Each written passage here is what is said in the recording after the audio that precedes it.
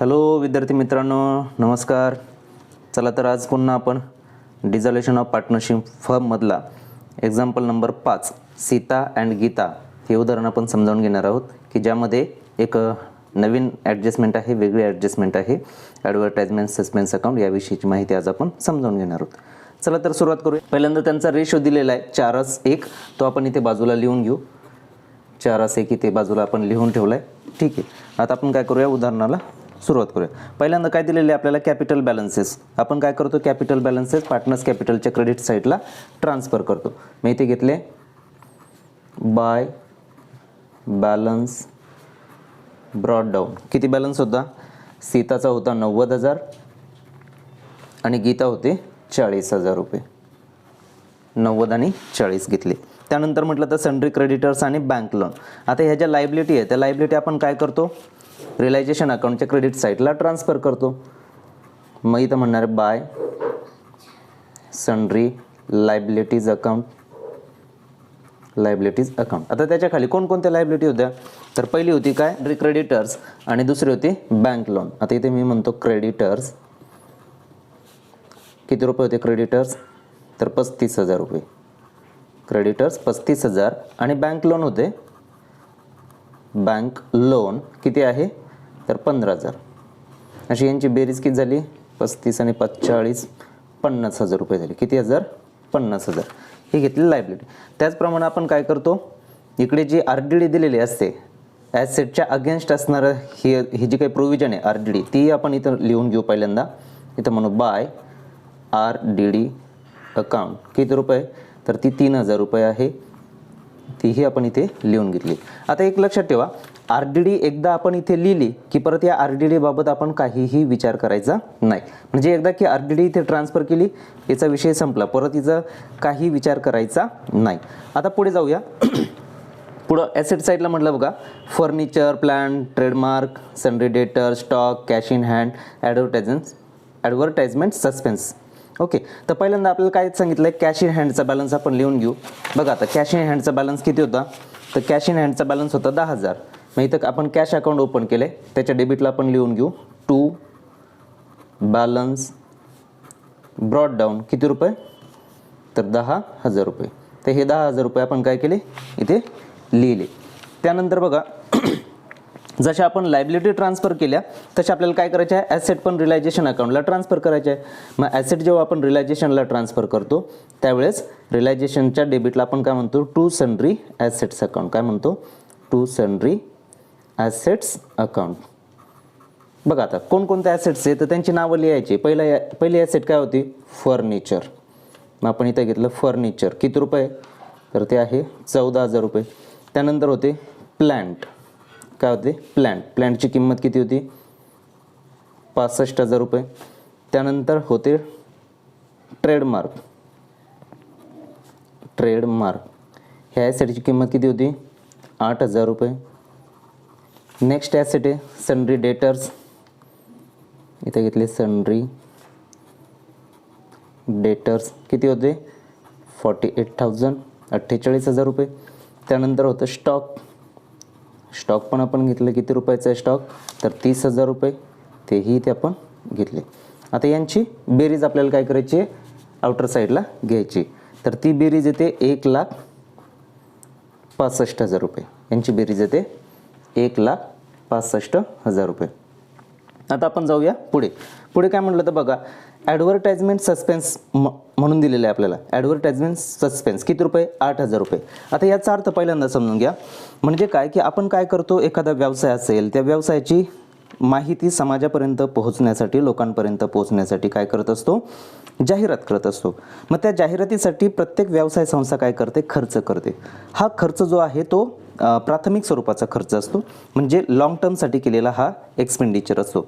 याला आपण deferred revenue expenditures असं म्हणतो, जे की आपण थिअरीमध्ये अभ्यासलं. इतर 12वीच्या ज्या थिअरीज आहे त्या थिअरीमध्ये आपण हे समजावून घेतलेलं आहे. पुन्हा एकदा सांगतो बघा, ॲडव्हर्टाइजमेंट एक्सपेन्सेस सस्पेन्स हा असा खर्च आहे की जो आपण काय करतोय, दीर्घकाळासाठी करून ठेवतो. खर्च आत्ता करतोय पण त्याचा बेनिफिट मात्र नंतरच्या काळामध्ये भेटणार आहे. म्हणजे हळूहळू त्याचा बेनिफिट आपल्याला भेटत असतो, पण तो आपल्याला काउंट करता येत नाही एका वर्षाच्या दरम्यान लगेचच.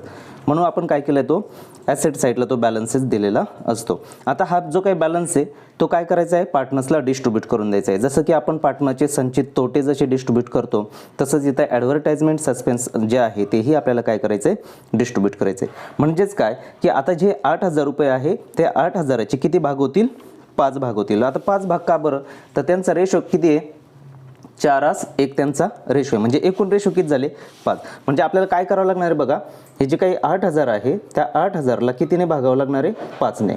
मग जर भाग दिला तर किती, 85, 16×85 म्हणजे किती झाले, 1,600 रुपये. एका भागासाठी 1,600. मग 1,600 गुणिले 4, पहिल्याचा भाग किती आहे, 4 आहे. मग किती आले, 16×4 = 64 म्हणजे 6,400 आणि 1,600. मग आता हे कुठं देणार, पार्टनर्सला देणार. म्हणून इथं पार्टनरच्या डेबिटला आपल्याला काय म्हणायचं आहे, to advertisement suspense, to advertisement suspense 6,400 आणि 1,600. तर अशी आपण माहिती इथे सोडवली. एवढा काही विशेष असा अवघड असा भाग नव्हता, परंतु तरीसुद्धा ॲडव्हर्टाइजमेंट सस्पेन्स हा काय आहे, लॉंग टर्मसाठी केलेला प्राथमिक स्वरूपाचा खर्च आहे. त्याला आपण डेफर्ड रिव्हेन्यू एक्सपेंडिचर असं म्हणतो. तो आपण काय केला, पार्टनर्सला डिस्ट्रीब्यूट करून दिला. आता जाऊया आपल्या ॲडजस्टमेंटकडं. आता काय म्हटलं तर बघा, पहिली ॲडजस्टमेंट आपल्याला सांगितली होती काय, plant and stock taken over by Sita ₹78,000 and 22,000 respectively. ही जी काही सीता नावाची भागीदार आहे तिने व्यवसायामधली प्लांट आणि स्टॉक काय केला, टेकन ओव्हर केला. किती रुपयाला, 78,000 आणि 22,000 रुपयाला. मग आता आपण बघा, कुणी घेतलं आहे, सीताने. कुठून घेतले हे ॲसेट्स, कुठून जाणार आहे, रिलायझेशनमधून. मग एंट्री काय होणार आहे, Sita capital account debit to realisation account. मग रिलायझेशनच्या क्रेडिटला म्हणायचं आहे काय, बाय सीता कॅपिटल अकाउंट, बरोबर. आता काय काय घेतले त्यांची माहिती द्यायची. मग सांगितलेलं आपल्याला काय, प्लॅन्ट घेतली तिने. प्लॅन्ट कितीला घेतली, तर 78,000 रुपयाला प्लॅन्ट टेकन ओव्हर केली.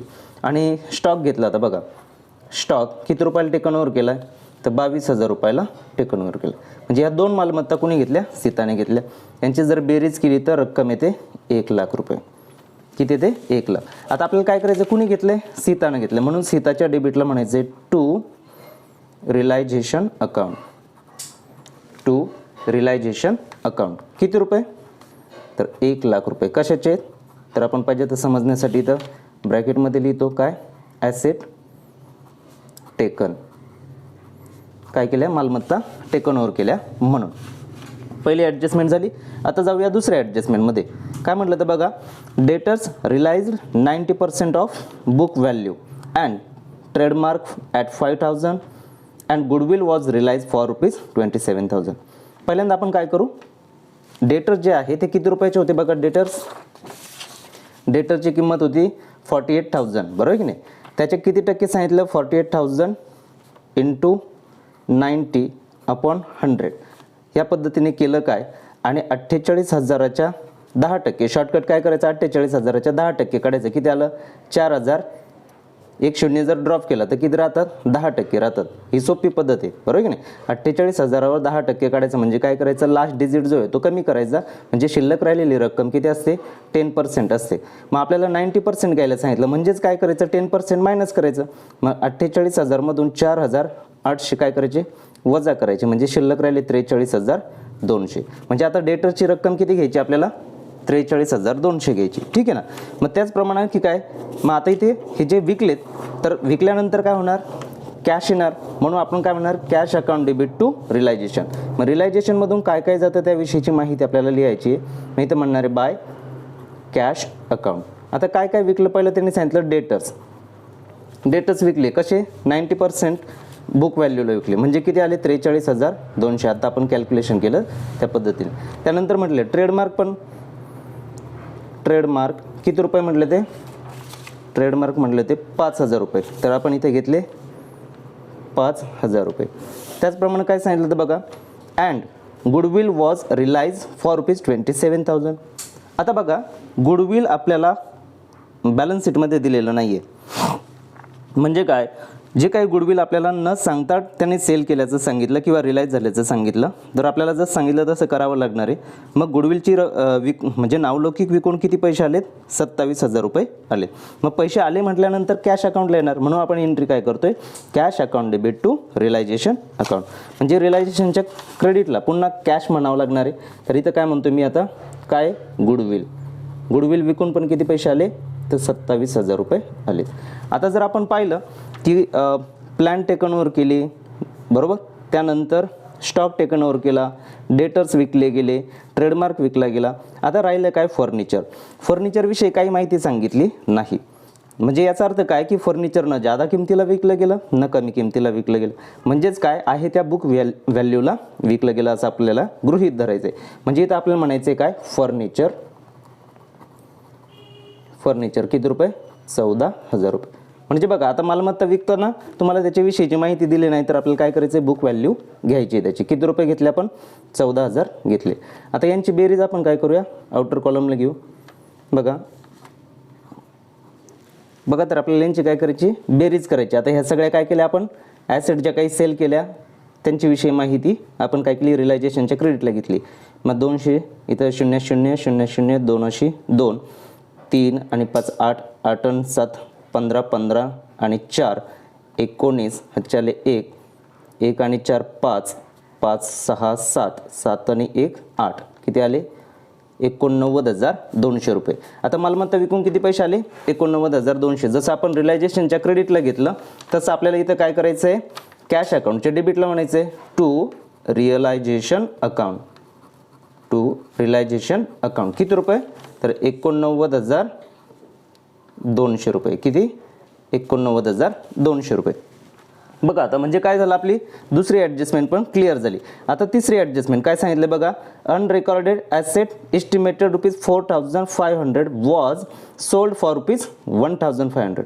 आता एक अशी मालमत्ता होती की जी रेकॉर्ड केलेली नव्हती, ती काय केली, तिची एस्टिमेटेड म्हणजे अंदाजित रक्कम किती होती, 4,500 होती, पण ती कितीला विकली गेली, तर 1,500 रुपयाला. म्हणजे ह्या 4,500चा आपल्याला काहीच विचार करायचा नाही आहे. ज्या रकमेला विकली गेली तेवढीच रक्कम विचारात घ्यायची. म्हणजे काय होईल, पुन्हा आपल्याला किती येणार, 1,500 रुपये येणार. विकली म्हणजे कॅश आपल्याकडे आली, बरोबर.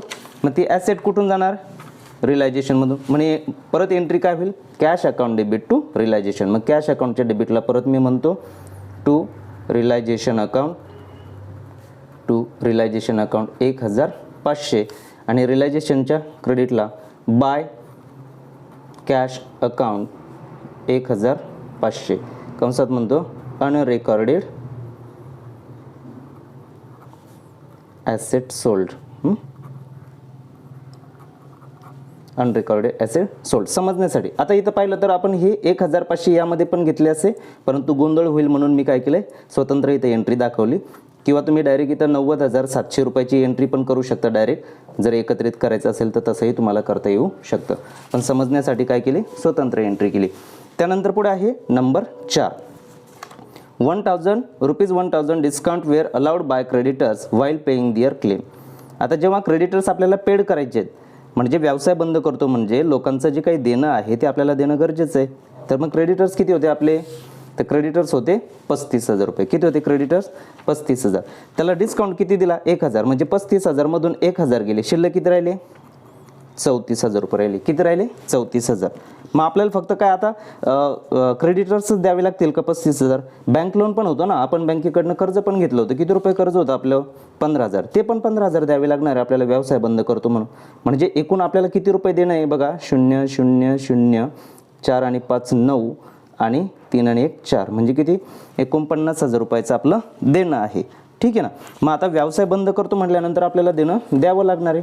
मग कसला खर्च आहे, रिलायझेशनचा. कोण देते, तर कॅश अकाउंटमधून पैसे जातील, म्हणून आपल्याला एंट्री करायची बघा, realisation account debit to cash account. मग रिलायझेशनच्या डेबिटला म्हणायचं आहे काय, टू कॅश अकाउंट. काय केले, क्रेडिटर्स. आता क्रेडिटर्स कसे पेड केले, तर 1,000 रुपये डिस्काउंट, म्हणून इथं आले 35,000 ऐवजी किती येणार, 34,000. 1,000 वजा करून घेतले आपण. ठीक आहे ना. त्यानंतर बँक लोन जसं होतं तसंच, बँक लोन किती रुपये, 15,000. जसे घेतले तसेच 15,000 इथे घेतले, रक्कम आली 49,000 रुपये. आता हे कुठं लिहिले? रिलायझेशन अकाउंटच्या डेबिटला घेतले. आता दुसरा इफेक्ट कुठं होईल? कॅश अकाउंटच्या क्रेडिटला. इथं म्हणणार आहे by realisation account, by realisation account. किती रुपये? तर 49,000 रुपये. किती रुपये? 49,000. त्यानंतर आता जाऊया 5व्या ॲडजस्टमेंटमध्ये. 5वी ॲडजस्टमेंट सांगितलं बघा, the realisation expenses amounted to ₹3,500. रिलायझेशनचा खर्च किती आला? हे मालमत्ता विकणं, लोकांची रक्कम परतफेड करणं, ह्या प्रक्रियेसाठी खर्च आला 3,500 रुपये. कसला खर्च आहे? रिलायझेशनचा. देतंय कोण? कॅश अकाउंटच्या मार्फत आपण पैसे पेड करतोय. म्हणजे आपल्याला एंट्री काय करावी लागणार आहे? Realisation account debit to cash account. मग रिलायझेशनच्या डेबिटला पुन्हा मी इथं म्हटलं टू कॅश अकाउंट. किती रुपये? 3,500. आणि कॅश अकाउंटच्या क्रेडिटला इथं म्हटलं बाय रिअलायझेशन अकाउंट, 3,500. आता बघा, आपण काय केलं की जेवढी काही माहिती आपल्याला सांगितली होती ती माहिती आपण काय केली? ट्रान्सफर केली, पूर्ण केली. आता उदाहरणामध्ये काय राहिलेलं नाही. आता काय करायचं? आपल्याला टोटल करायचे. काय करायचे? टोटल. बघा, तर आता आपण आता टोटल करून बघू कोणती साईड जास्त येते आणि कोणती कमी येते. तर बघा, नक्कीच क्रेडिट साईड ही जादा येते. ती येते 2,43,700. तुम्ही करून पहा, मी केलेली इथे 2,43,700. क्रेडिट साईड येते 2,43,700. डेबिटला पण तेवढीच यायला पाहिजे, 2,43,700 यायला पाहिजे. मग आता डेबिटची टोटल किती येते? तर डेबिटची टोटल येते 2,17,500. किती येते? बघा, क्रेडिट येते 2,43,700 आणि डेबिट येते 2,17,500. आता यांची वजाबाकी करू. 7तून 5 गेले 2, 13तून 7 गेले, 13मधून 7 गेले, खाली राहिले 6. इथं हातचा गेल्यामुळे इथे राहिले 3, 3तून 1 गेला, खाली राहिले 2, 2 2 गेले 0. किती आलं उत्तर? 26,200. किती उत्तर आलं? 26,200. याचा अर्थ काय की आपली क्रेडिट साईड काय आहे? जास्त आहे आणि डेबिट साईड काय आहे? कमी. म्हणजे आपल्याला काय झाला? प्रॉफिट झाला. इथे रिलायझेशनला काय झाला? प्रॉफिट झाला. तो प्रॉफिट आपल्याला काय करायचा असतो? पार्टनर्सला डिस्ट्रीब्यूट करायचा असतो. म्हणून इथं म्हणायचं आहे काय? To profit transferred to partners capital account. मग कोण कोण पार्टनर्स आहे? तर पहिली पार्टनर आहे सीता आणि दुसरी पार्टनर आहे गीता. मग त्यांचा रेशो काय? 4:1. म्हणजे आता आपल्याला 26,200ला कितीने भागावं लागणार आहे? 5ने भागावं लागणार, बरोबर. 26,200ला कितीने भागावं लागणार? 5ने. मग तो भागाकार येतो 5,240. म्हणजे एका हिश्श्यासाठी आला 5,240. मग गुणिले पहिली भागीदार किती आहे? पहिल्या भागीदाराचा किती हिस्सा आहे? 4. किती हिस्सा आहे? 4. कोणाचा? सीताचा. मग सीताला किती हिस्सा यायला पाहिजे? मग 4 0 0 4 चौक 16, चला 1 4 2 8 आणि 1 9 आणि 4 5 20, म्हणजे 20,960.